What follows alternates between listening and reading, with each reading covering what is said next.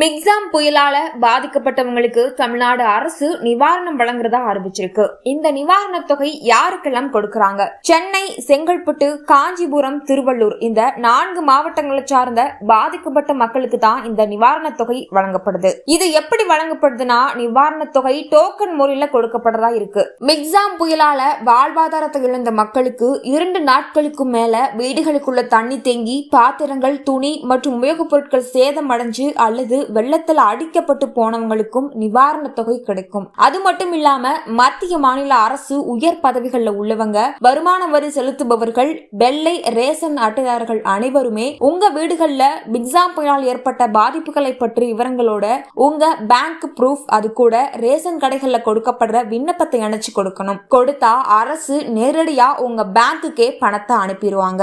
மக்களை அழகி விட வேணாம். பிளஸ் மழைக்காலத்துல ஏடிஎம் மிஷின் சரியா வேலை செய்யாததுனால மிக்ஸாம் புயல் நிவாரண நிதியை பணமாகவே கையில கொடுக்கறாங்க. சோ உங்க பகுதியில இருக்க ரேஷன் கடைகள்ல டோக்கன் முறையில நீங்க நிவாரண தொகையை வாங்கிக்கலாம்.